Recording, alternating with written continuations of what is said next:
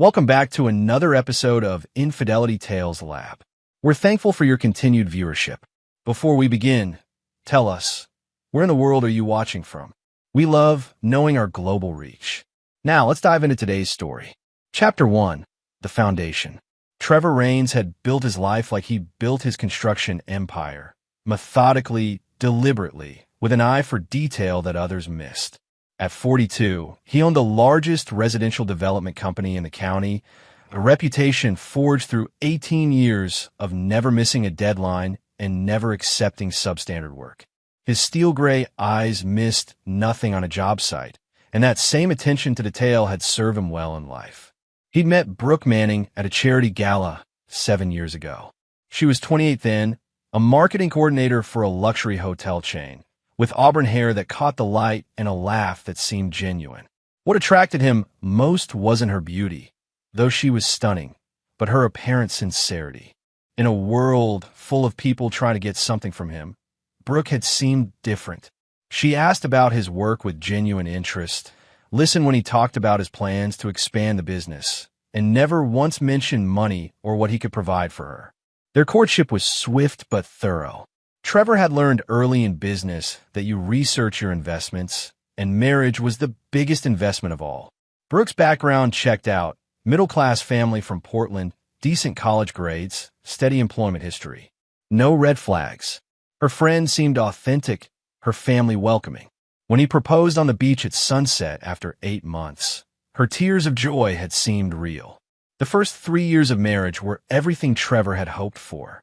Brooke left her hotel job to start her own boutique marketing consultancy, specializing in high-end restaurants and local businesses. Trevor supported her completely, providing startup capital and helping her find office space in the downtown district he was redeveloping. She was successful, driven, and passionate about her work.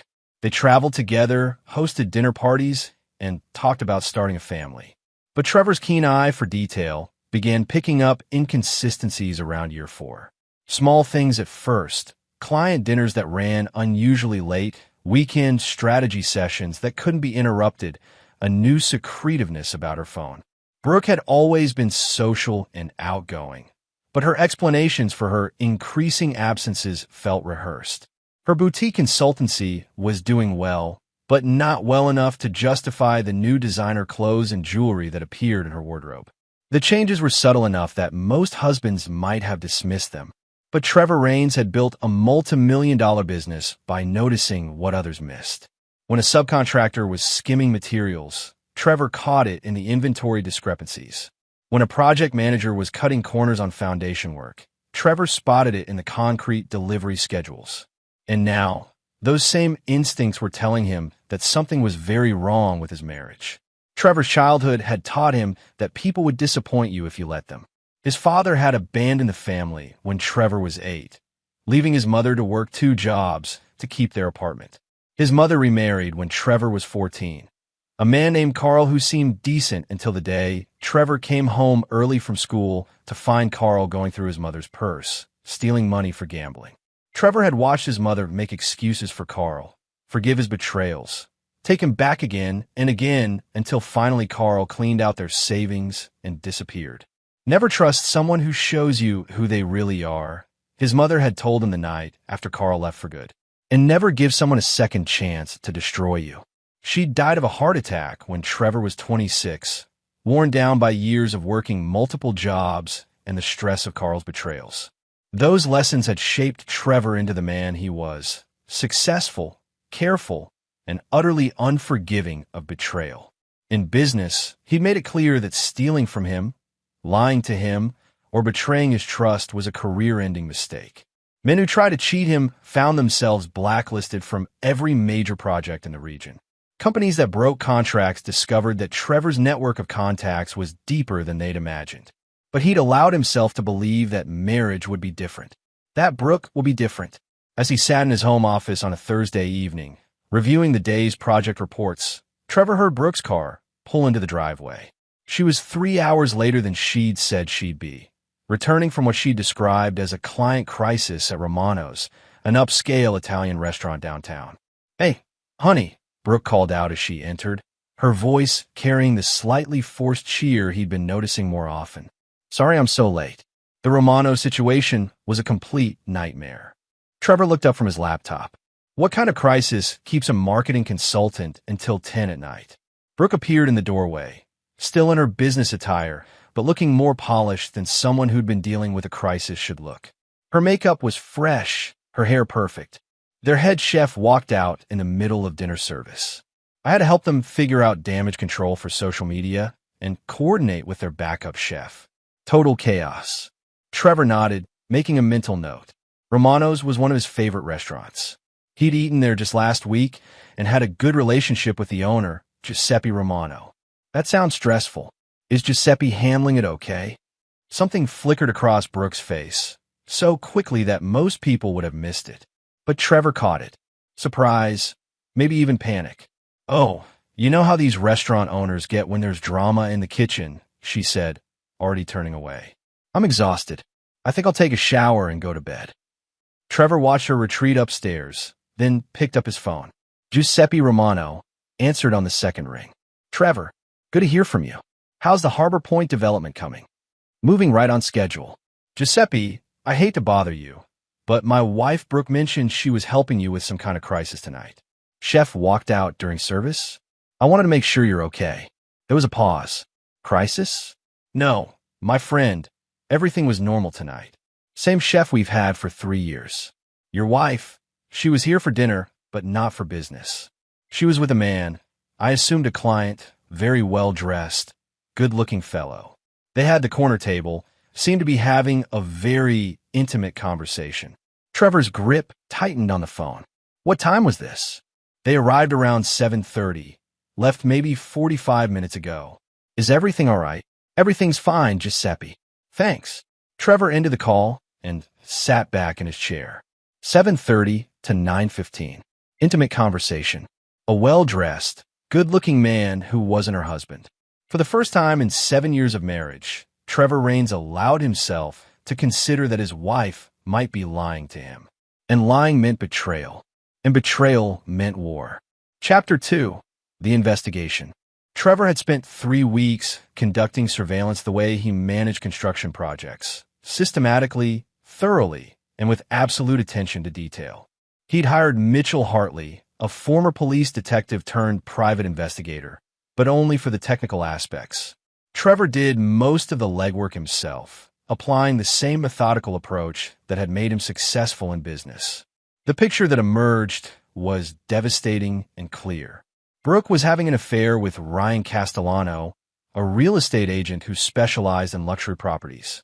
Castellano was 34, divorced, and worked for Meridian Luxury Realty, the same firm that had handled the sales for several of Trevor's high-end developments. That's how they'd met.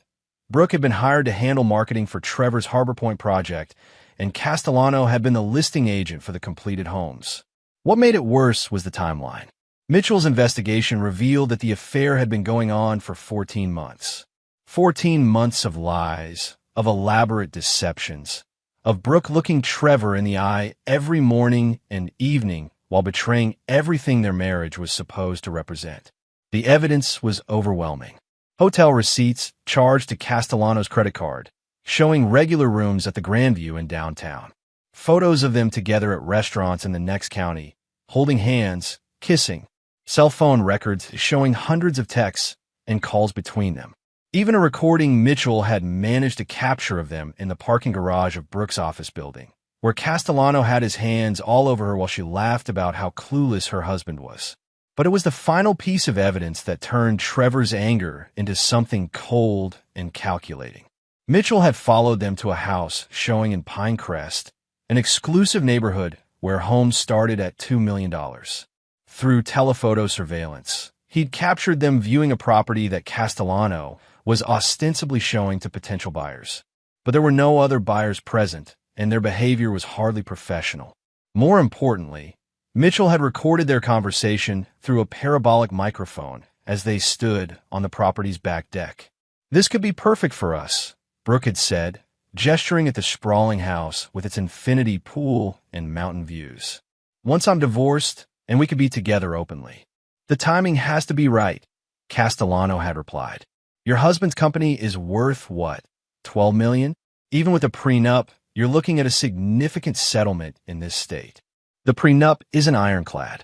My lawyer says there are ways around it, especially if Trevor's been hiding assets or if we can prove he was emotionally absent from the marriage. And he has been absent, always working, always traveling for business. That's why I found comfort with you. Trevor had listened to that recording 3 times before the full implications sank in. This wasn't just an affair. This was a calculated plan to destroy his life, take his money, and move on to a new life with her lover. The woman he'd supported, invested in, and trusted was actively plotting his financial and personal destruction. In that moment, sitting in his truck outside a job site while listening to his wife's betrayal, something fundamental shifted inside Trevor Raines. The part of him that had believed in forgiveness and second chances, in the possibility that people could change, that part died completely. Trevor had built his business on a simple principle. You get exactly what you deserve, nothing more and nothing less. Workers who showed up on time, did quality work, and were loyal to the company were rewarded with steady employment, good wages, and opportunities for advancement. Those who stole, lied, or cut corners were fired immediately and blacklisted from the industry. His personal life would now operate under the same rules. Over the next 2 weeks, Trevor began planning his response. But this wouldn't be a simple divorce proceeding. Brooke and Castellano had made a fundamental error. They'd assumed Trevor was as naive and trusting as he appeared. They'd underestimated exactly who they were dealing with. Trevor Raines hadn't built a construction empire by being soft. He'd grown up poor, fought for every opportunity, and learned that in the real world, nice guys finish last. He'd clawed his way to success by being smarter, more ruthless, and more determined than his competition. Men who tried to undercut his bids found their projects mysteriously plagued with permit delays and inspection problems. Contractors who poached his workers discovered that their own best employees were suddenly receiving better offers elsewhere. But this was different. This was personal. Trevor's plan began with research. He learned everything there was to know about Ryan Castellano, his financial situation, heavily leveraged with multiple properties and significant debt. His professional reputation, generally good, but with some complaints about overselling properties. His personal life, recently divorced from his wife Angela, who had custody of their 2 children, and his weaknesses, a gambling problem that his ex-wife had cited in divorce proceedings. Trevor also investigated Brooke's lawyer, the one she'd mentioned in the recording. Patricia Vance was known for aggressive divorce tactics and had a reputation for finding creative ways to maximize settlements for her female clients. She was expensive, confident, and exactly the kind of lawyer someone would hire if they were planning to take their spouse to the cleaners. But Trevor's most important discovery was simpler. Neither Brooke nor Castellano knew that Trevor knew about their affair. They were operating under the assumption that they still had the element of surprise, that they could control the timing and narrative of the divorce. That assumption would destroy them. Trevor's brother-in-law Derek had been dropping hints for weeks about Brooke's busy schedule and late nights. Derek was married to Trevor's sister Candace, and while he meant well, he had all the subtlety of a construction crane. Trevor had been dodging Derek's increasingly obvious attempts to have a serious conversation about Brooke, but now he realized Derek's clumsiness could be useful. Trevor's 43rd birthday was approaching, and Candace had been planning a family party at their house. Trevor suggested they move it to his place instead, and that they invite some of Brooke's friends and colleagues as well. "Let's make it a real celebration," he told Candace. "Invite everyone." When Candace asked if she should invite Ryan Castellano, since he'd worked with Trevor on real estate projects, Trevor had smiled and said that was a great idea. As Trevor finalized his plans, he found himself thinking about his mother's final words about betrayal. She'd been right about Carl, right about second chances, right about the importance of seeing people for who they really were. Brooke and Castellano were about to learn that Trevor Raines had been paying very close attention. Chapter 3. The Setup. The week before his birthday party, Trevor moved through his daily routine with the precision of a man executing a complex construction project. Every conversation, every action, Every seemingly casual decision was calculated to position his targets exactly where he needed them. On Monday, he had lunch with Giuseppe Romano, ostensibly to discuss a potential restaurant location in Trevor's newest development. But Trevor had another agenda. "Giuseppe, I need to ask you a favor," Trevor said as they finished their meal. "I'm having some people over for my birthday Saturday night, and I'd love to have some of your famous tiramisu. Could your pastry chef make something special?" "Of course, my friend. How many people?" "About 20. And, Giuseppe, there might be some business discussed. I'm thinking about partnering with someone on a new project, and this party could be where we make it official. If things go well, there could be a substantial restaurant opportunity in it for you." Giuseppe's eyes lit up. Trevor's developments always included profitable commercial spaces. What kind of partner? Real estate. Someone who really understands luxury properties. Trevor paused, as if the thought had just occurred to him. "Actually, you know Ryan Castellano? He'll be there Saturday. If you could find a way to mention that property we looked at in Pinecrest, the one with the mountain views, that would be helpful. Maybe ask him about it, like you're considering it for yourself." Giuseppe nodded enthusiastically. Trevor had just planted the first seed. On Tuesday, Trevor called Patricia Vance's law office, using a voice modulation device he'd borrowed from Mitchell. He identified himself as someone interested in her services for a complex marital situation involving significant assets. "I understand you specialize in cases where the wife needs to, shall we say, maximize her position," Trevor said, affecting a nervous tone. "My situation is delicate. My husband doesn't know I'm considering divorce, and I need to understand my options before I make any moves." The receptionist scheduled a consultation for the following week. Trevor would never attend, of course, but the appointment would serve another purpose. He'd specifically requested a time when he knew Brooke would be free and mentioned that he'd heard about Vance through a friend who was very happy with her recent settlement. On Wednesday, Trevor visited his bank and made a very public withdrawal of $50,000 in cash. He made sure the transaction was witnessed by several people, including the bank manager, and mentioned that he was considering a significant investment opportunity that required immediate liquid capital. On Thursday, Trevor had coffee with his accountant, Linda Walsh, and mentioned that he was thinking about restructuring some of his business assets. "There might be some big changes coming," he said. "I'll need to move some things around to take advantage of a new opportunity." Linda nodded, used to Trevor's occasional business pivots. "Should I prepare anything specific? Just be ready. I might need some documents prepared quickly next week." By Friday, Trevor had created a web of conversations and planted expectations that would all converge at Saturday's party. Everyone who mattered, Giuseppe, Patricia Vance's office, the bank, his accountant, even Derek, had pieces of information that would seem significant when combined with what would happen at the party. Saturday arrived clear and warm. Trevor spent the day preparing his house for the party, setting up the backyard, arranging catering, and making sure everything was perfect. Brooke had been unusually attentive all week, perhaps sensing that something was different about Trevor's mood. She'd even suggested canceling her Saturday morning client meeting to help with party preparations. "Don't be silly," Trevor had told her. "You work so hard. Take your meeting, and I'll handle everything here." Brooke's meeting, Trevor knew, was actually a rendezvous with Castellano at their usual hotel. Mitchell had confirmed the reservation. Trevor wanted them to have their usual morning together. It would make the evening more delicious. At 6 o'clock, guests began arriving. Trevor's sister Candace and Derek came first, followed by neighbors, business associates, and several of Brooke's friends from the marketing world. Giuseppe arrived with an elaborate tiramisu and immediately began circulating, playing his part perfectly by asking several people about the beautiful property in Pinecrest with the mountain views. Ryan Castellano arrived at 7:15, looking confident and relaxed. He brought an expensive bottle of wine and made a point of congratulating Trevor on another successful year. Trevor shook his hand warmly and introduced him to several people as one of the most talented real estate professionals I know. Brooke was radiant, playing the perfect hostess, charming everyone with her stories and laughter.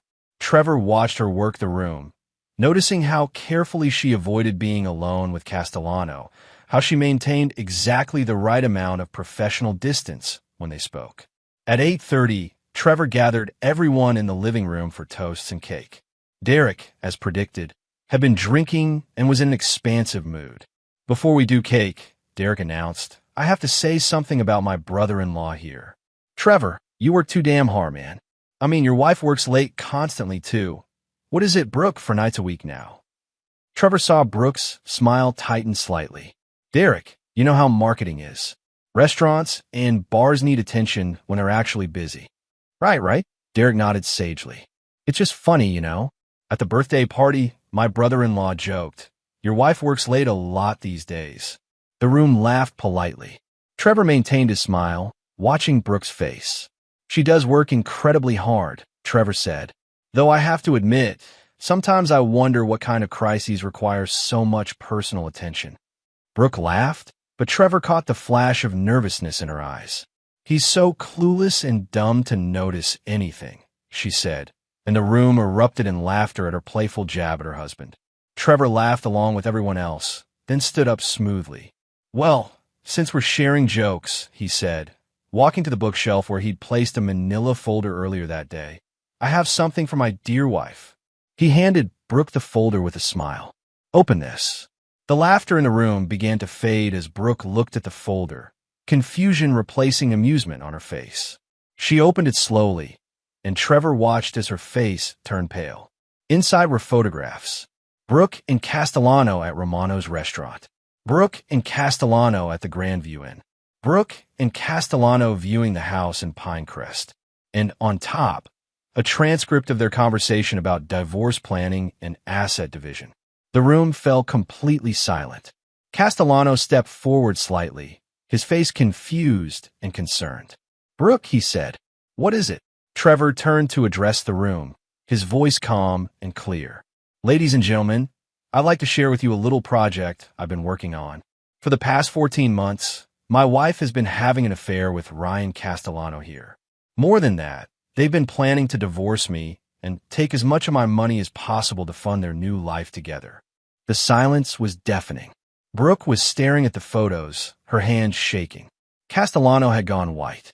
"Trevor," Brooke whispered, "I can explain." "Actually," Trevor interrupted, "you can't. Because I know everything. Every hotel room, every lie, every conversation about how clueless I am and how much money you think you can steal from me." Trevor looked around the room at the shocked faces of his guests. His sister Candace was staring open-mouthed. Giuseppe was nodding slowly, as if pieces were falling into place. Derek looked like he wished he'd never made his joke. "The party's over," Trevor announced. "Thank you all for coming to help me celebrate not just my birthday, but my liberation from a lying, cheating wife." As guests began to move toward the door in stunned silence, Trevor turned back to Brooke and Castellano. "You two stay," he said quietly. "We need to talk." Chapter 4. The Revelation. The last guest departed in uncomfortable silence, leaving only Trevor, Brooke, and Ryan Castellano in the living room. The remnants of the birthday party, half-empty wine glasses, crumpled napkins, Giuseppe's elaborate tiramisu barely touched, seemed to mock the celebration that had just imploded. Brooke sat on the edge of the couch, the folder of evidence scattered across the coffee table in front of her. Her face had gone from pale to flushed as the shock wore off, and was replaced by desperation. Castellano stood near the doorway, looking like he wanted to bolt, but knowing that running would only make things worse. "Trevor, please," Brooke began, her voice shaking. "Let me explain." "Explain what?" Trevor's voice was eerily calm as he loosened his tie and sat down across from her. "Explain how you've been lying to me for over a year? Explain how you've been planning to divorce me and steal my money? Or explain how you call me clueless and dumb while you were screwing another man?" Castellano cleared his throat. "Trevor, I think I should." "You should sit down and shut up," Trevor said without looking at him. "You'll get your turn." Castellano remained standing but fell silent. Brooke tried a different approach, her tears beginning to flow. "It wasn't supposed to happen like this. Ryan and I, we connected. I never meant for it to go this far. Trevor picked up one of the photographs, the one showing Brooke and Castellano kissing in the restaurant. This doesn't look like an accident, Brooke. This looks like two people who are very comfortable with each other. 14 months, comfortable. How did you? She started, then stopped herself. How did I find out? The same way I find out everything that matters. I pay attention. Trevor set the photo down carefully. Did you really think I wouldn't notice the changes? The late nights, the new clothes, the way you started hiding your phone? I've been watching people try to steal from me my entire career. You weren't as clever as you thought. Brooke's tears were flowing freely now. I was going to end it. I was going to tell you everything and try to work it out. Trevor laughed, but there was no humor in it. Is that why you hired Patricia Vance? To help you work it out by taking half my assets. Brooke's face went white again. How do you know about? I know about everything, Brooke. Every conversation, every plan, every lie. Trevor stood up and walked to the window, looking out at his backyard where an hour ago he'd been hosting a birthday party. I know about the house in Pinecrest that you and Ryan were planning to buy with my money. I know about his gambling debts and how convenient it would be for him to marry a wealthy divorcee. I know about your strategy sessions with Vance about attacking the prenup. Castellano finally spoke up. Look, Trevor, I think there's been a misunderstanding. Trevor turned around slowly. The only misunderstanding is yours, Ryan. You thought you were dealing with some clueless businessman who would roll over and play dead when his wife decided to screw him over. You thought wrong. I never meant for this to hurt you, Castellano said. It just happened. It just happened. Trevor's voice rose for the first time. 14 months of hotel rooms and restaurants and houses shopping just happened. Planning my wife's divorce strategy just happened. Trevor walked over to where Castellano was standing. The real estate agent was taller, but Trevor's presence filled the room. You know what I think happened, Ryan? I think you saw an opportunity. A lonely wife with access to serious money, married to a man who traveled for business. I think you calculated exactly how much my company was worth and exactly how much Brooke could walk away with in a divorce. That's not. Shut up. Trevor's voice dropped to a whisper, which was somehow more threatening than shouting. You made one crucial mistake. You assumed I was stupid. You assumed I wouldn't figure it out until it was too late. You assumed wrong. Brooke tried to stand up, to position herself between the two men. Please, both of you, just calm down. We can figure this out like adults. Trevor looked at his wife, soon-to-be ex-wife, with something approaching pity. Adults? Adults don't sneak around for over a year plotting to destroy their spouse's life. Adults don't call their husband clueless and dumb while they're stealing from him. I wasn't stealing. What would you call it? Trevor gestured at the papers scattered on the table. You were planning to claim I was emotionally absent, use that to attack the prenup, and walk away with millions of dollars you didn't earn. If that's not stealing, what is? Brooke wiped her eyes, and Trevor could see her shifting tactics. The tears weren't working, so now she'd try anger. I gave you 7 years of my life, Trevor. I supported your business, entertained your clients, played the perfect wife. Don't I deserve something for that? You deserve exactly what the prenup says you deserve. The house in Portland that's in your name, the car, and $50,000 for every year of marriage. That's $350,000, which is more than generous for someone who's been cheating on me for a third of our marriage. That's not enough to start over, Brooke said, her mask slipping completely now. Do you know how much it costs to live decently? How much a nice house costs? $300,000 won't even buy a decent condo in this market. And there it was, the real Brooke, the one who had been planning to steal his life's work because she felt entitled to luxury without earning it. That's not my problem anymore, Trevor said. You should have thought about that before you decided to cheat. Castellano stepped forward again. Trevor, maybe we can work something out. Some kind of arrangement. Trevor turned on him with such sudden intensity that Castellano took a step back. Arrangement? What kind of arrangement did you have in mind, Ryan? You keep screwing my wife and I pay for your new life together? You take my money and I pretend I don't care? I didn't mean. I know exactly what you meant. You meant you want to negotiate. You want to find some middle ground where you get some of what you were planning to steal, and I pretend this was all just a misunderstanding. Trevor smiled, and it was the most frightening expression either Brooke or Castellano had ever seen. Here's the thing you don't understand about me. I don't negotiate with thieves. I don't forgive betrayal. And I never, ever give second chances to people who try to destroy me. Trevor walked back to the couch and sat down, his demeanor suddenly casual, almost relaxed. So here's what's going to happen. Brooke, you're going to pack your things and get out of my house tonight. The divorce papers will be filed Monday morning, citing adultery and fraud. You'll get exactly what the prenup specifies and not one penny more. Trevor, please. I'm not finished. Trevor's voice remained calm, but his eyes were ice cold. Ryan, your career in this area is over. I have contacts with every major developer, every bank, every planning commission in the region. By next week, everyone will know exactly what kind of man you are. No one will trust you to handle their properties or their money. Castellano's face had gone pale. You can't do that. I have contracts, clients. Had. Trevor corrected.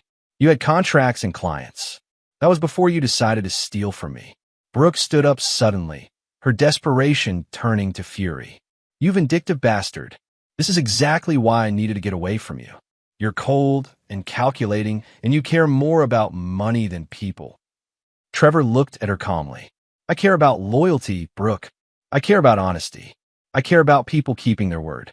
You violated all of that, and now you're angry because there are consequences. I loved you, she said, tears streaming down her face. I really did love you, but you were never there. Always working, always traveling, always putting business first. Ryan actually pays attention to me. He cares about what I want. He cares about what I can provide for you, Trevor said.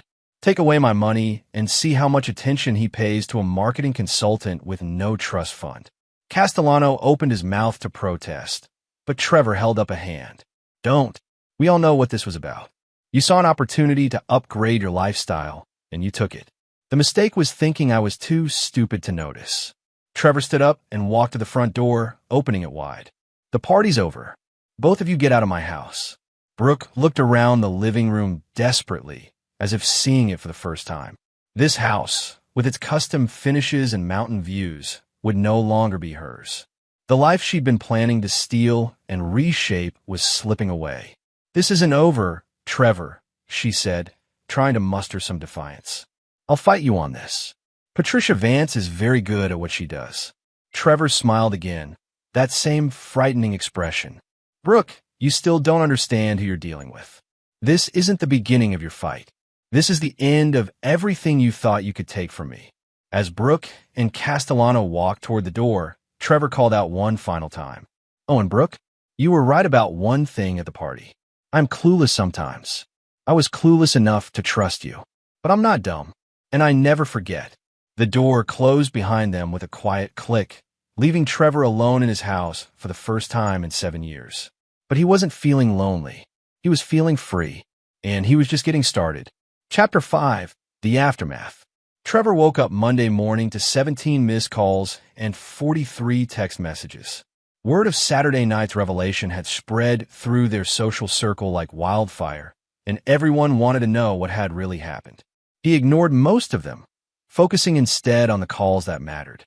The first was from his lawyer, Harrison Webb, who had been Trevor's legal counsel for business matters since he'd started the company. Webb had received an early morning call from Patricia Vance, who is now representing Brooke officially. She's claiming emotional abandonment and financial withholding, Webb said over coffee at their usual breakfast spot downtown. Vance is arguing that your business travel and long hours constituted constructive abandonment, which could invalidate the prenup. Trevor sipped his coffee calmly. What else? She's also claiming that you've been hiding assets, and that the business valuation in the prenup was artificially low. She wants a complete forensic accounting of your finances going back 5 years. Let her have it, Trevor said. Every record, every receipt, every transaction. I have nothing to hide, and the business valuation was done by 3 independent firms. She's fishing. Webb looked surprised. Most clients in contentious divorces wanted to limit their spouse's access to financial records. Are you sure? A forensic accounting will cost both sides significant money and time. I'm sure. In fact, I want you to be completely cooperative with any reasonable request for information. The faster she realizes there's nothing to find, the faster this ends. What Trevor didn't tell Webb was that he'd spent the weekend making sure his financial records were not just clean, but would reveal something very interesting about Brooke's recent activities. The second important call was from Giuseppe Romano, who sounded embarrassed and apologetic. "Trevor, I'm so sorry about Saturday night. If I had known what was happening, I never would have mentioned the Pinecrest property." "Don't apologize, Giuseppe. You helped me more than you know. In fact, I have a proposition for you." Trevor had spent Sunday morning researching something that had been nagging at him since Saturday night. Castellano had been showing Brooke the house in Pinecrest, but the property record showed that it had been purchased 6 months ago by an LLC called Mountain View Holdings. The buyer had paid cash, well above asking price, and the purchase had been handled by Meridian Luxury Realty, Castellano's firm. A little more digging revealed that Mountain View Holdings was a shell company registered in Delaware, with Ryan Castellano listed as the managing member. Somehow, a real estate agent with significant gambling debts had managed to purchase a $2 million property with cash. "Giuseppe, you know people in the restaurant business all over the region, right?" "Of course. It's a small community. I need you to ask around about something. Quietly. Find out if anyone has heard rumors about money laundering through real estate sales. Specifically, cash purchases of luxury properties through shell companies." There was a pause. "That's a serious accusation, Trevor. I'm not accusing anyone of anything yet. I'm just curious about how a man with Ryan Castellano's financial profile could afford to buy a $2 million house with cash." Giuseppe agreed to ask around discreetly. Trevor suspected that Castellano's sudden wealth wasn't from real estate commissions alone.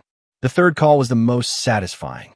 Mitchell Hartley had spent the weekend doing additional surveillance and had discovered something interesting. "Your wife didn't go home Saturday night," Mitchell reported. "She went to Castellano's apartment and hasn't left. But here's the thing. There's been a steady stream of visitors. Men in expensive suits, driving expensive cars. None of them looked like real estate clients." "How many visitors?" 6 different men since Saturday night. All well-dressed. All driving luxury cars with out-of-state plates. And here's the kicker. I ran the license plates. 3 of them came back to rental car companies, but the renters paid cash and used fake names." Trevor felt a familiar tingle of excitement, the same feeling he got when a complex construction project began to come together. "Keep watching. I want to know who these people are and what they want with Castellano." The fourth call came Tuesday morning from an unexpected source, Castellano himself. "Trevor, we need to talk." Castellano's voice was strained, desperate. "There are things you don't understand about the situation." "Such as?" "I can't discuss it over the phone. Can you meet me somewhere private?" Trevor was intrigued, despite himself. "Why would I want to meet with you?" "Because Brooke is in danger, and whether you believe it or not, so are you." Trevor agreed to meet Castellano at a construction site on the outskirts of town, one of Trevor's current projects that would be deserted on a Tuesday evening. He brought Mitchell along, positioned as a lookout, and wore a wire recording device. Castellano arrived looking haggard and nervous, constantly checking over his shoulder. Gone was the confident real estate agent who had shaken Trevor's hand at the birthday party. This man looked terrified. "Talk," Trevor said without preamble. "The house in Pinecrest, the one I showed Brooke, I didn't buy it legitimately. It was purchased with money that doesn't belong to me." "Whose money?" Castellano ran his hands through his hair. "There are people from Chicago, investors who needed to clean money through real estate purchases.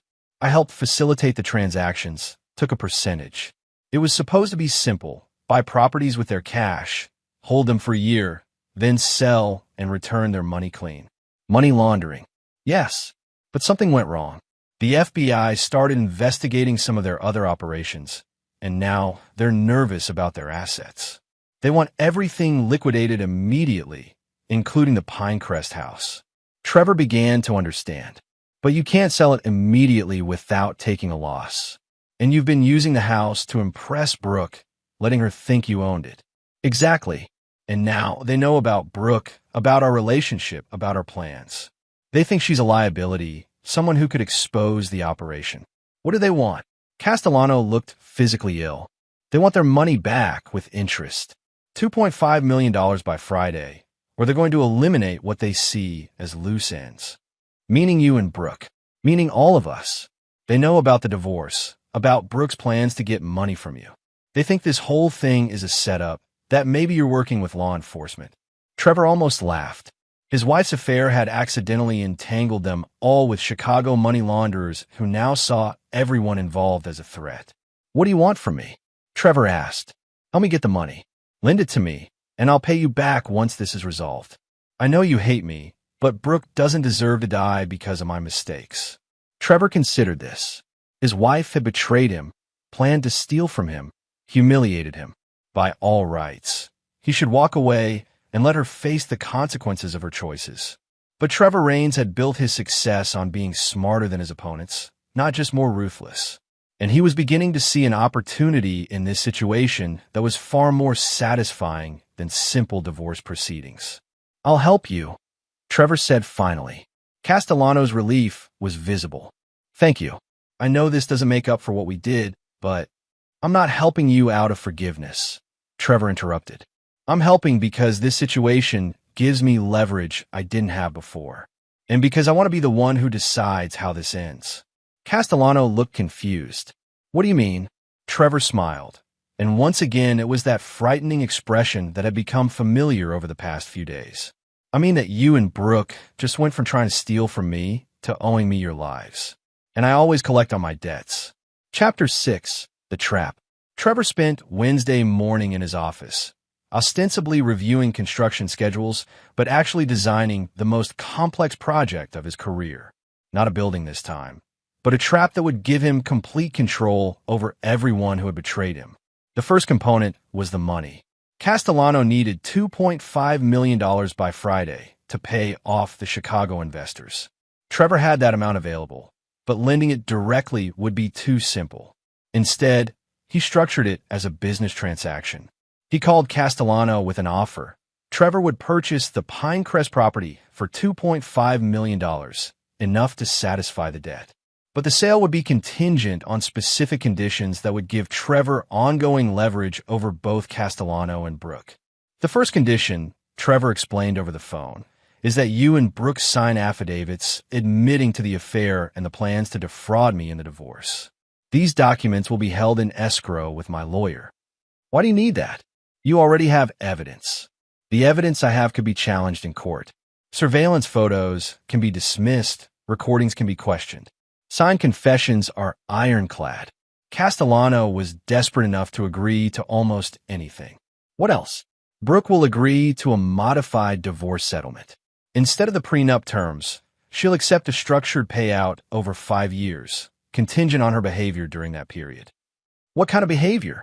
She'll agree to specific restrictions on her conduct and associations. No contact with you beyond what's necessary for this immediate crisis. No public statements about me or our marriage. No attempts to challenge the divorce terms. Trevor could hear Castellano thinking, and if she violates these restrictions, the payments stop and the confession documents become public. Her reputation, her business, her future prospects, all destroyed. The second component of Trevor's trap involved the Chicago money launderers themselves. Trevor had no intention of letting them simply disappear with their money clean. Through Mitchell's contacts in law enforcement, Trevor learned that the FBI was indeed investigating several Chicago-based operations for money laundering, but they lacked evidence of specific transactions. Trevor's purchase of the Pinecrest property would provide that evidence. He would document every aspect of the transaction, creating a paper trail that would lead federal investigators directly to the money launderers while keeping himself and his money legally protected. "You want to turn them in?" Mitchell asked when Trevor explained the plan. "I want them neutralized. As long as they're free, they're a threat to Brooke and therefore a threat to my ability to control the situation. If they're in federal custody, they can't retaliate against anyone." The third component was the most personal, Brooke herself. The structured payout Trevor was offering would keep her financially dependent on him for 5 years, during which time she would have to follow his rules or lose everything. It was a more elegant form of revenge than simply destroying her in divorce court. But Trevor's plan went deeper than financial control. He was going to use this crisis to reshape the entire situation to his advantage. On Thursday morning, Trevor met with Brooke for the first time since Saturday night. She agreed to the meeting only because Castellano had explained the danger they were in and how Trevor's offer was their only way out alive. They met at a neutral location, a conference room at Webb's law office downtown. Brooke looked exhausted and frightened, a far cry from the confident woman who had called him clueless and dumb just 5 days earlier. "Ryan told me about your offer," she said without preamble. "I want to understand the terms." Trevor slid a document across the table. "It's all laid out there. You sign the confession, agree to the behavior restrictions, and accept the structured payout. In return, you get out of this situation alive and with enough money to start over." Brooke read through the document carefully. Some of these restrictions are pretty severe. No public appearances without approval. No social media posts about our marriage. No contact with Ryan except for emergencies.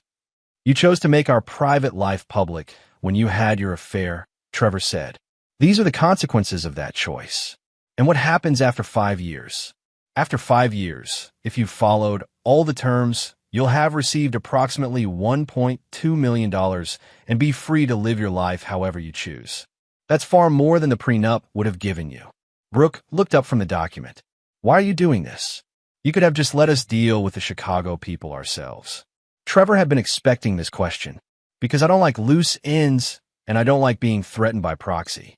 As long as you and Ryan were in danger from these people, they were a potential threat to me as well." It was partly true, but not the whole truth. The whole truth was that Trevor had realized something important over the past few days. Destroying Brooke completely would be satisfying in the short term, but controlling her completely would be satisfying for much longer. "I need guarantees," Brooke said.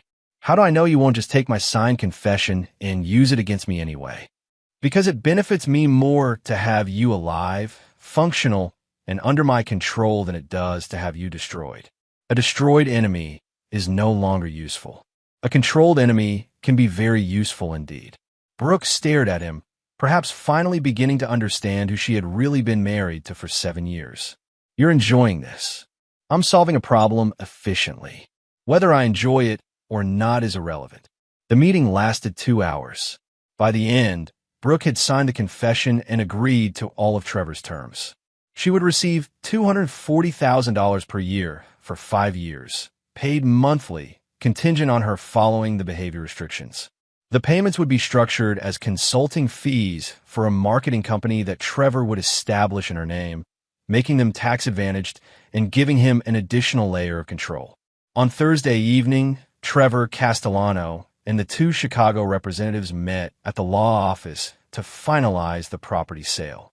The Chicago men were exactly what Trevor had expected: well-dressed, soft-spoken, and radiating the kind of quiet menace that comes from years of resolving problems through violence. The sale went smoothly. Trevor paid $2.5 million for a property worth slightly less, but the overpayment was part of his plan.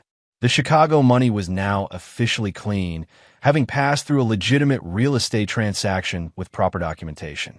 What the Chicago representatives didn't know was that Mitchell had photographed them arriving and leaving, that the law office had security cameras recording everything, and that Trevor had insisted on documentation that clearly identified the source of their original payment for the property. By Friday afternoon, when the FBI received an anonymous tip about money laundering activities involving specific properties and specific individuals, they would have enough evidence to move quickly. Trevor's trap was set. The Chicago money launderers would soon be in federal custody. Castellano was financially ruined and professionally destroyed, dependent on Trevor's silence to avoid criminal charges. Brooke was under Trevor's complete control for the next 5 years, her reputation and financial future contingent on her compliance with his terms. As Trevor drove home Friday evening, he reflected on the week's events.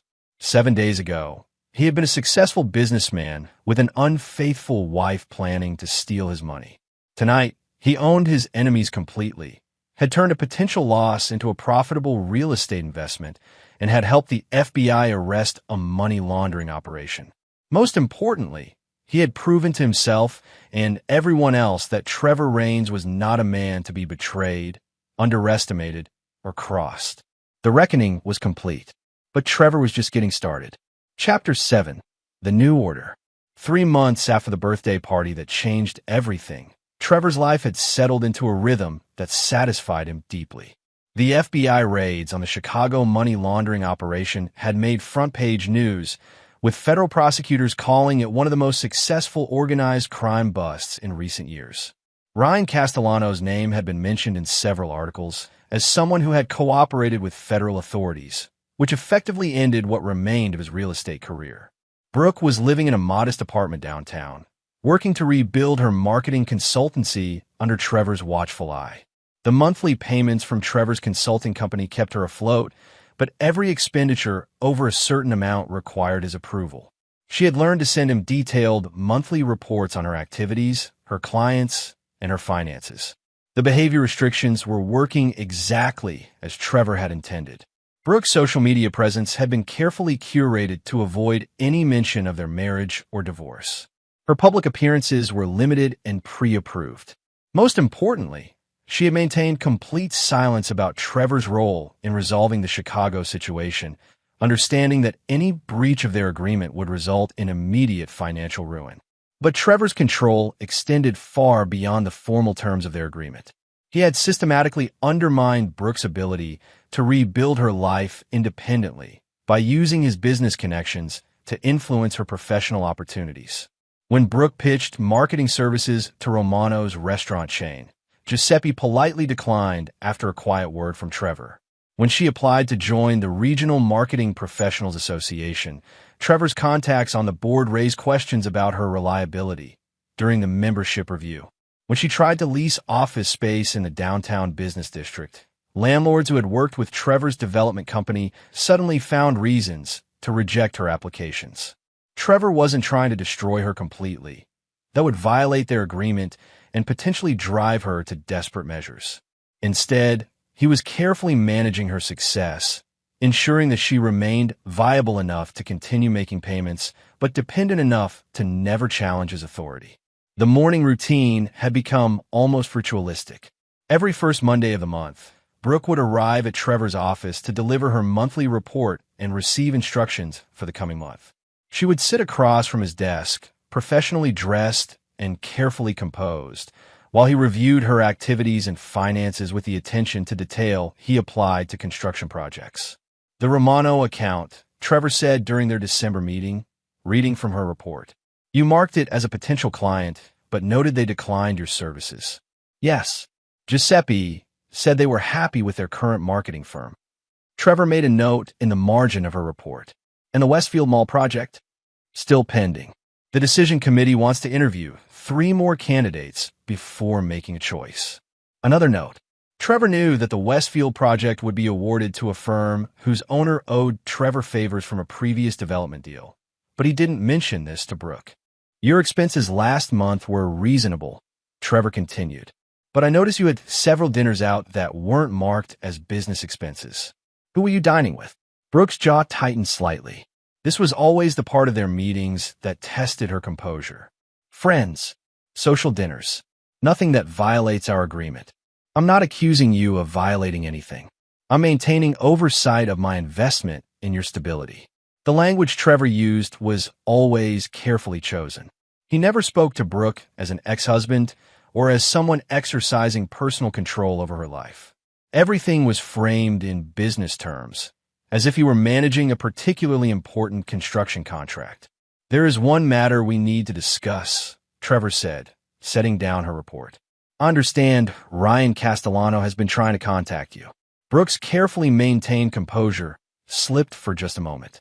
He's called a few times. I haven't responded. What does he want? I don't know. I haven't spoken to him since the property's sale. Trevor had actually been monitoring Castellano's communications through Mitchell's ongoing surveillance.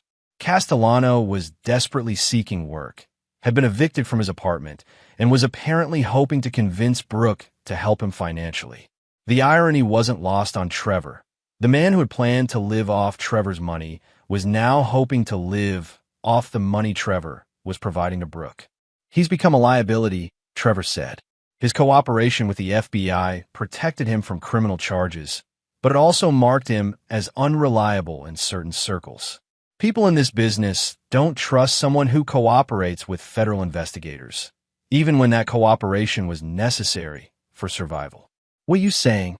I'm saying that any contact with Ryan could reflect poorly on your own reputation. Guilt by association. Brooke understood. Trevor was telling her that maintaining any relationship with Castellano could jeopardize her financial arrangement. It was another layer of control, another way of isolating her from anyone who might encourage her to challenge Trevor's authority. After Brooke left his office, Trevor walked to the window and looked out at the city skyline. Several of the buildings he could see had been constructed by his company. Others were being developed by competitors who had learned to respect Trevor's position in the market. The intercom buzzed. "Mr. Raines? Mitchell Hartley is here to see you." Mitchell entered with his usual efficient demeanor, carrying a folder of surveillance reports and photographs. Their monthly meetings had become routine as well.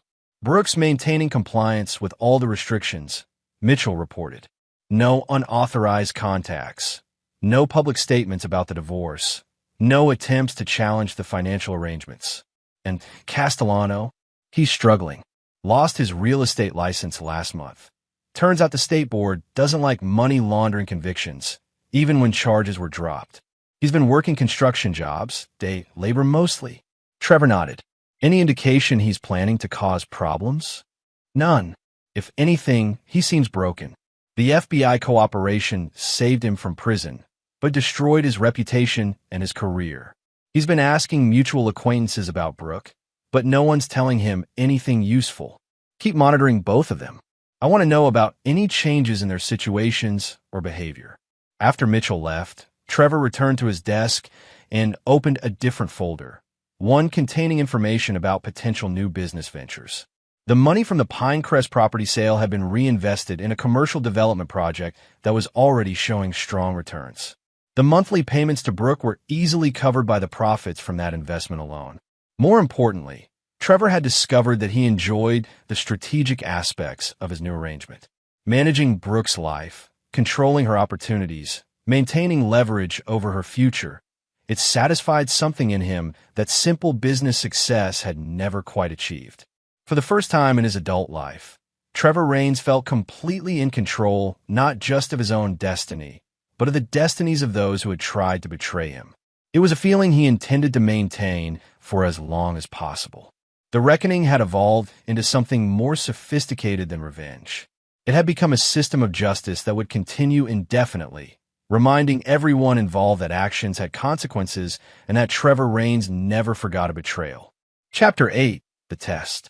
In month 4 of their arrangement, Trevor received a call that would test whether his control over Brooke was as complete as he believed. Patricia Vance, the aggressive divorce attorney who had originally been representing Brooke, requested a meeting to discuss new developments in the case. Trevor agreed to meet with Vance at her office, bringing Harrison Webb as backup counsel. Vance's office was exactly what Trevor had expected: glass and steel, expensive art, furniture designed to intimidate clients into accepting large legal bills. "Mr. Raines," Vance began, "I've been in touch with your ex-wife recently. She's expressed some concerns about the current financial arrangement between you two." Trevor remained silent, letting Webb handle the initial response. "My client's divorce settlement was concluded months ago," Webb said. "If Mrs. Raines has concerns about compliance, those should be addressed through proper channels." "The issue isn't compliance," Vance continued. "The issue is duress. Mrs. Raines has retained my services to explore whether she was coerced into accepting terms that were substantially different from what she was originally entitled to under state law." Trevor felt a familiar tingle of excitement. This was the kind of challenge he'd been expecting eventually. Brooke was testing the boundaries of their arrangement, probably hoping to find a way out of the behavior restrictions while keeping the financial benefits. "What specific claims of duress is she making?" Webb asked. Vance slid a document across the conference table. "Mrs. Raines alleges that she was threatened with physical harm by associates of Mr. Castellano's former business partners if she didn't accept the modified settlement terms.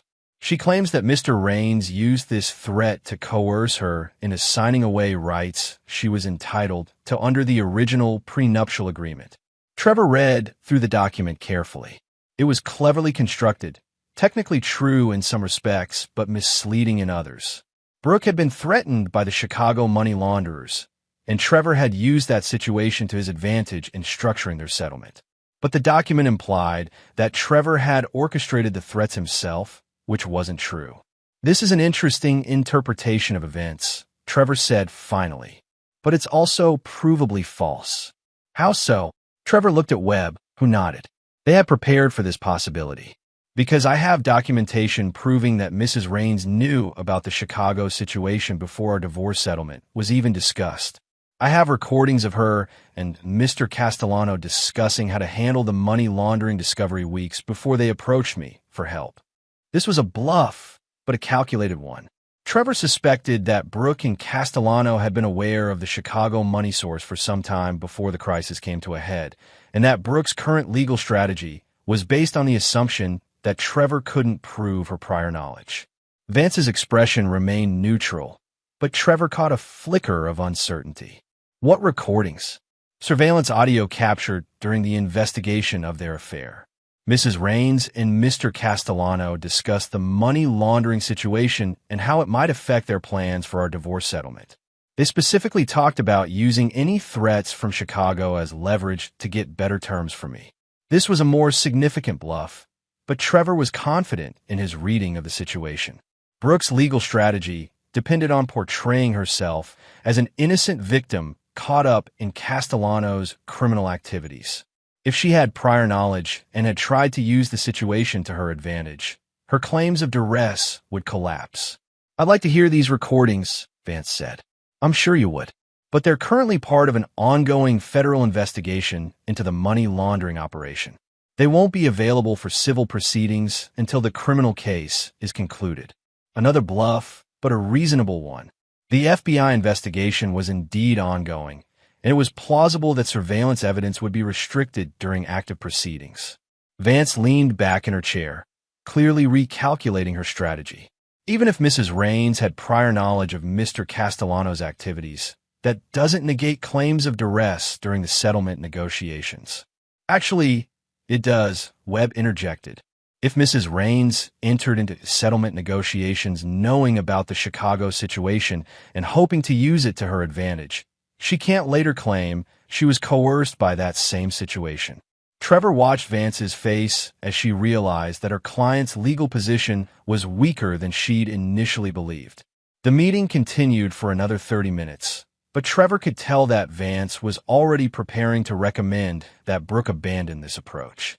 After leaving Vance's office, Trevor drove directly to Brooke's apartment. Their monthly meeting wasn't scheduled for another week, but this situation required immediate attention. Brooke answered the door, looking surprised and slightly guilty.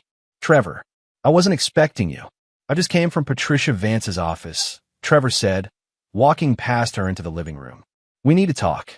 Brooke closed the door and turned to face him, her expression shifting from surprise to defiance.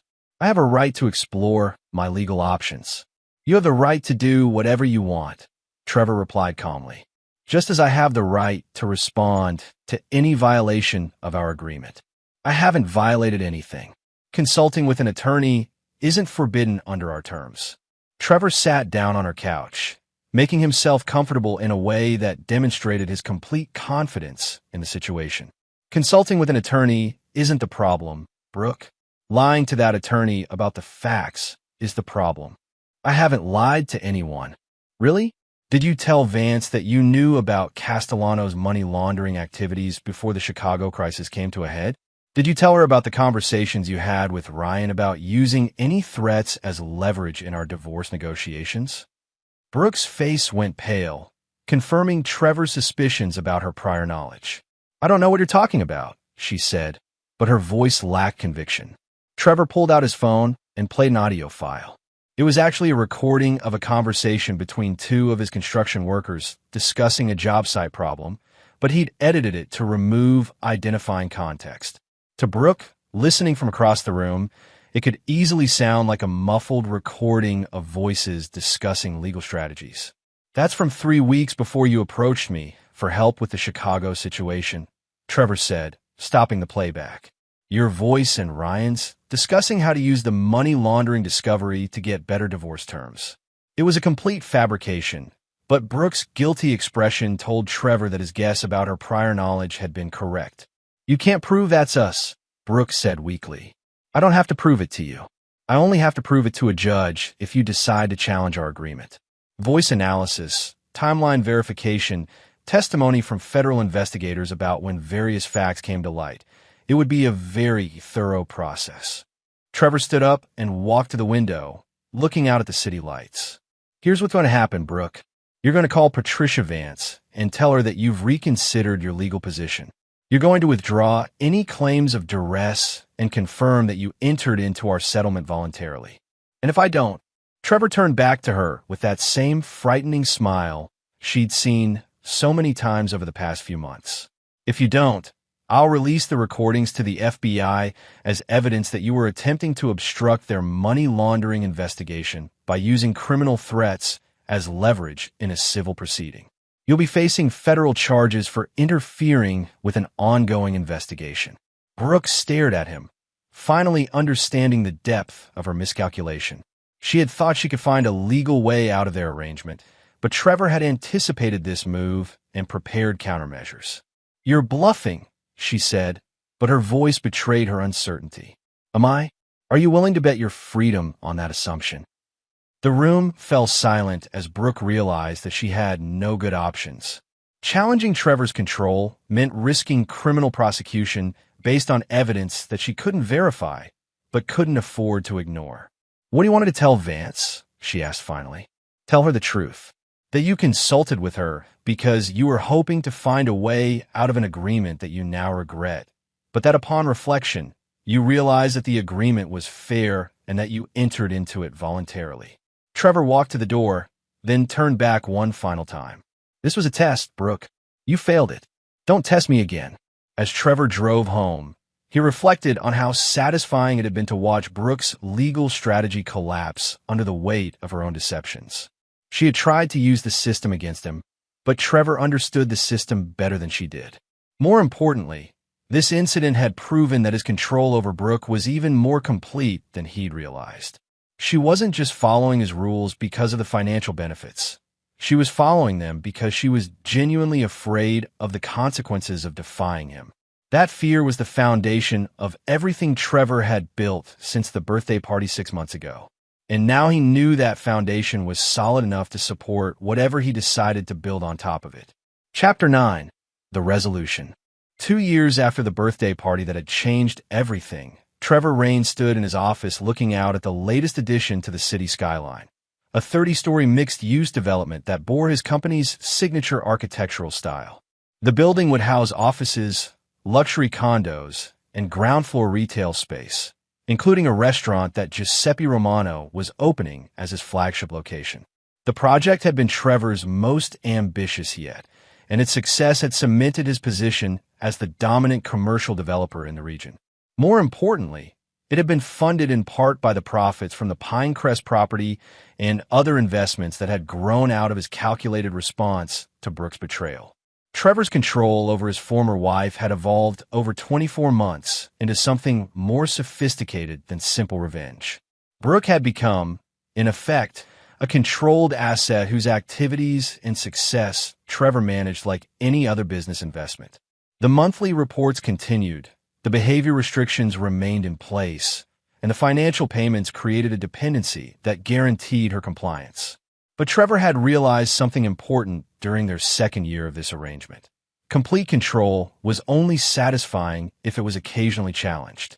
Brooke's attempt to use Patricia Vance to escape their agreement had provided exactly the kind of test that reminded Trevor why he enjoyed this power. So when Mitchell knocked on his office door that Thursday morning with news that would require another major decision, Trevor was almost pleased to have a new problem to solve. "Castellano's dead," Mitchell announced without preamble.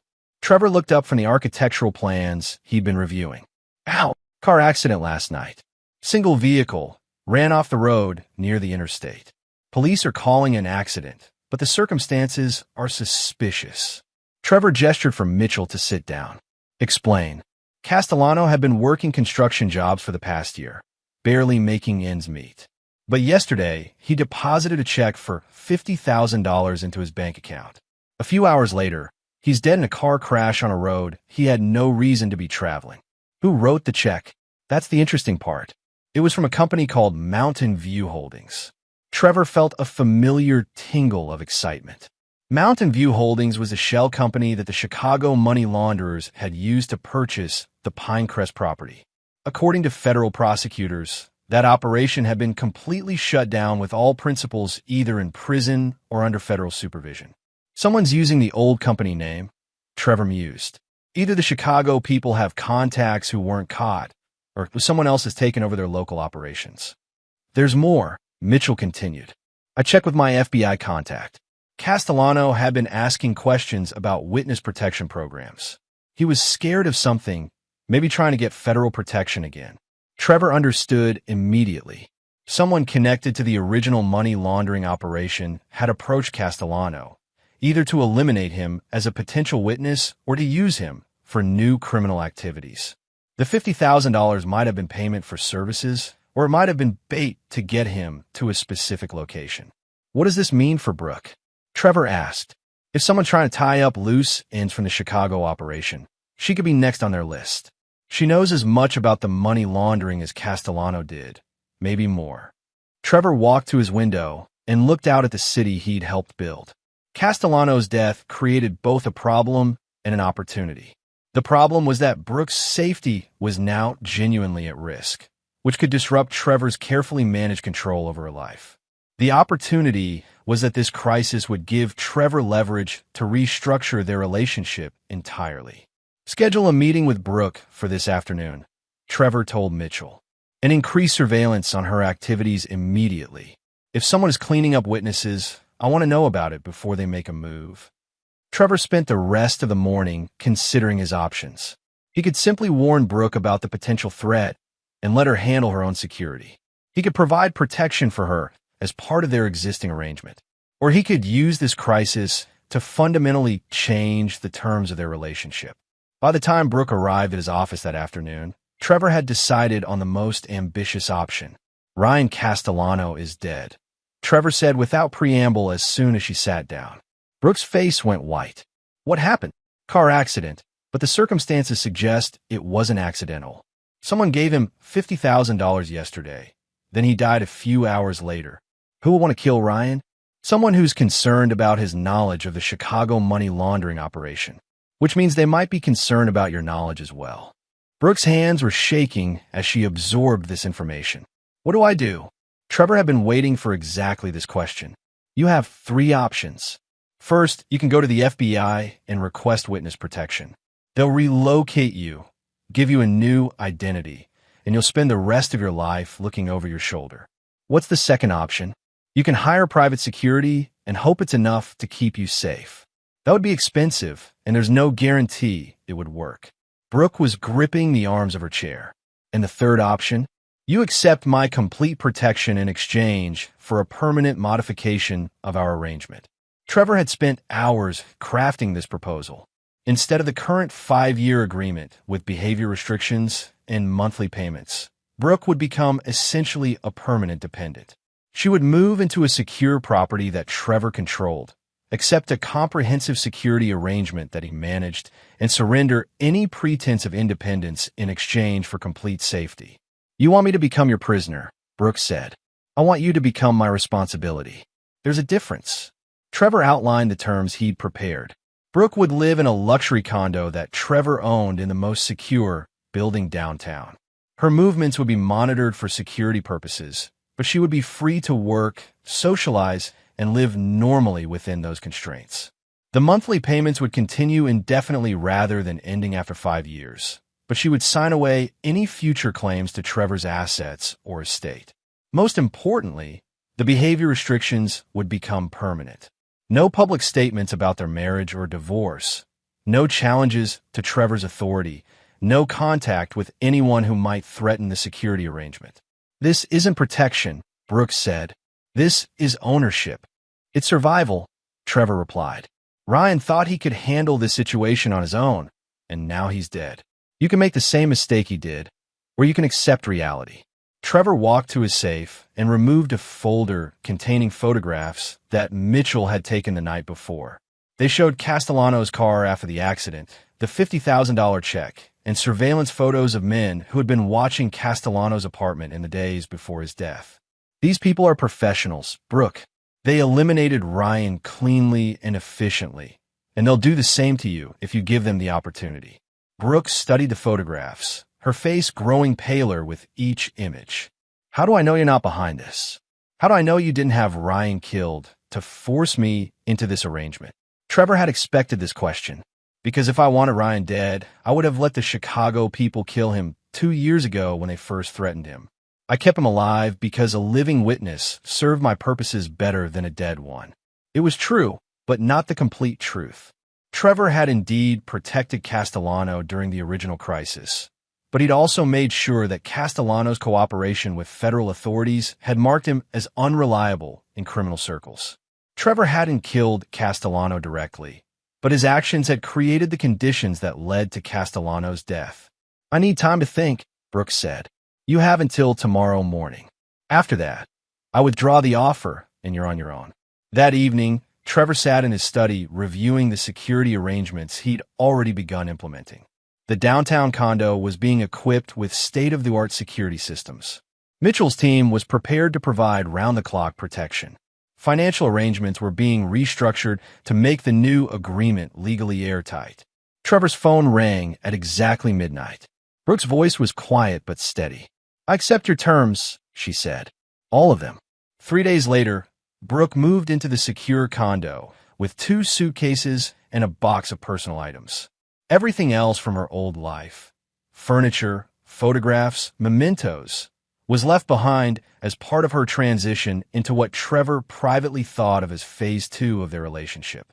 The condo was luxurious and comfortable, with floor-to-ceiling windows offering spectacular city views. It was also completely monitored, with security cameras in every room except the bedroom and bathroom, and electronic locks that required Trevor's authorization to disengage. Trevor visited on the first evening to ensure that everything was properly arranged. Brooke stood at the window, looking out at the city lights, her reflection ghost-like in the glass. This isn't how I thought my life would turn out, she said without turning around. This is how your life turned out because of the choices you made, Trevor replied. You chose to have an affair. You chose to plan stealing from me. You chose to get involved with criminals. This is the consequence of those choices. Brooke turned to face him. And your choices? Were the consequences of what you've chosen to do? Trevor considered the question seriously. Over the past 2 years, he had systematically destroyed or controlled everyone who had betrayed him. He had turned personal crisis into business opportunity and emotional devastation into strategic advantage. He had proven that Trevor Raines was not a man who could be cheated, lied to, or discarded without consequences. The consequence of my choices, Trevor said finally, is that I'm in complete control of my life and the lives of people who try to destroy me. I call that a successful outcome. As Trevor left the condo that night, he reflected on how satisfying it was to have reached this point. Brooke was now completely dependent on him for her safety, her financial security, and her future. She would spend the rest of her life as a reminder to anyone who might consider betraying Trevor Raines that such betrayals carried permanent consequences. The reckoning that had begun with a birthday party confrontation had evolved into something larger and more sophisticated. Trevor had created a system of justice that operated outside traditional legal frameworks, but with perfect efficiency. Most importantly, Trevor had proven to himself that he was capable of anything when properly motivated. The shy, trusting husband who had been blindsided by his wife's affair no longer existed. In his place was a man who understood that power was the only reliable protection against betrayal, and that mercy was a luxury he could no longer afford. Trevor Raines had built his business empire by being harder, smarter, and more ruthless than his competition. Now he had applied those same principles to his personal life with equally decisive results. The birthday party had ended with laughter dying and faces turning pale. The reckoning ended with Trevor standing alone at the top of everything he surveyed, surrounded by the controlled ruins of everyone who had tried to destroy him. It was exactly the ending he deserved. And there you have it. Another story comes to an end. What did you think? I'd love to hear your thoughts in the comments below. If you enjoy this story, consider joining our community by subscribing. It means the world to us. For more stories like this one, check out the recommended videos on screen. And I'll see you there.